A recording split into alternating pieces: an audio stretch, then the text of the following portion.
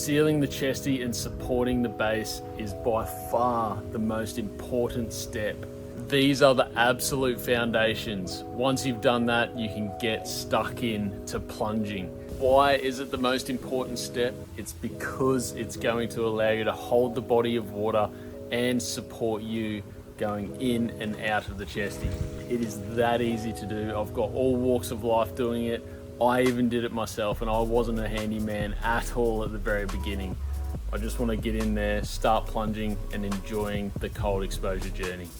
You can leave the coating and the aesthetics later on down the track, but we want to just get you doing the fundamentals, the foundations, and get you plunging as soon as possible. I've left my interior as is because I've selected the appropriate chest freezer that has an already sound finish inside. It's coated white. I don't need to do anything else apart from seal it. You'll see in some of my videos I've got a wooden frame. I added that later on. I just wanted to get plunging, and this is all you need to do. I'll show you how to do it right now. Let's get into it. Although I am fully insured, certified, accredited, and most importantly, experienced in my field, wow, that was a mouthful. Please take a look at my icy disclaimer and safety. I trust you will have a safe and transformative cold exposure journey. Enjoy the rest of the video.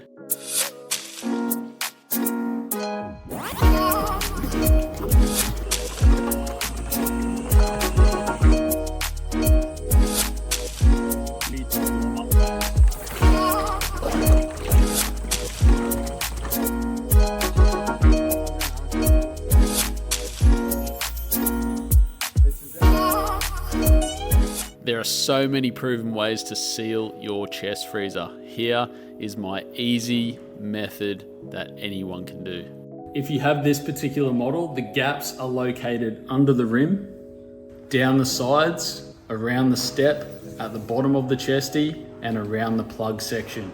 It will vary with other models, however, the same process applies. Before you start sanding and sealing the chest freezer, ensure that your model doesn't have a protective film from factory. If it does have a protective film, peel that off, because if you leave it, the sealant won't bond to the gaps. This model has no protective layer, so I'm all good to go.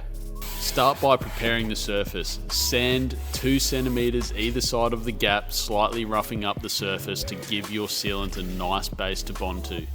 It's that easy. Anyone can do this job. As you can see here where I've sanded, it's a matte finish, and on the body of the chest freezer where I haven't sanded, it is the factory shiny finish. You can literally hear the difference. Clean dusty surface with a microfiber cloth, dabbing it into a warm water and essential oil solution. 1 to 2 drops of eucalyptus or tea tree oil is what I use. Hand dry with a clean microfiber cloth and allow to further air dry before adding sealant. Cut the sealant nozzle on an angle and throw on a glove. I am using a proven marine grade sealant for the job. You can also use an epoxy putty like JB Waterweld. For the sealant, you can freehand or use tape like a painter to make it nice and neat. Both work an absolute treat. With your first coat, focus on pushing the sealant deep into the gaps and using your finger and glove to further penetrate the area. Shortly after your first coat, apply the second coat and smooth it out with your finger. If you are using tape, ensure you peel this off before the sealant dries. The drain plug can be filled with sealant completely. However, I would leave it for now and only seal the gap around the plug. If the plug holds the water, with your initial pour, you have an easy draining method. If it doesn't, it's easy to fill the hole later. Check the recommended curing time on your sealant or epoxy putty and allow it to dry in a well ventilated area. You can add a fan for extra airflow if you wish. As it's drying, don't be afraid to go around and touch up any areas that you may have missed or put a bit more sealant on. The biggest benefit, minimal modification required to get this chest freezer converted into an ice bath. This will greatly reduce the risk of voiding your warranty by a massive percentage, unless you drop it or hit it with something severely damaging the unit.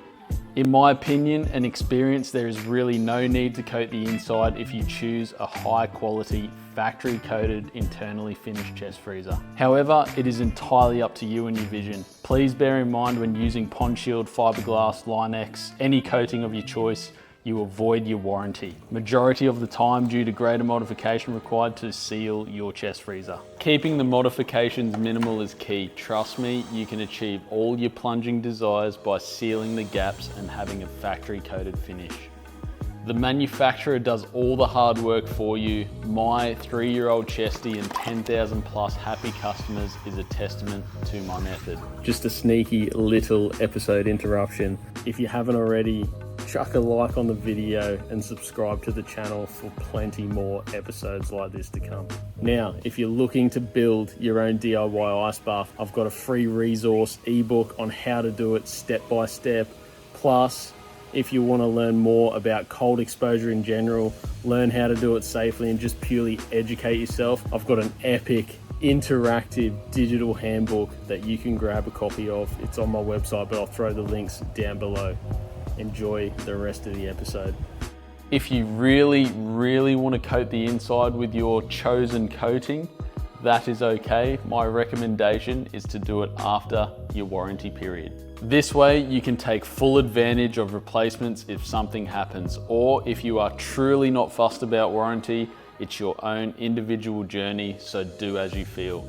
Please note, this doesn't apply to second-hand purchased chesties, as they most likely will be too old and won't have a warranty.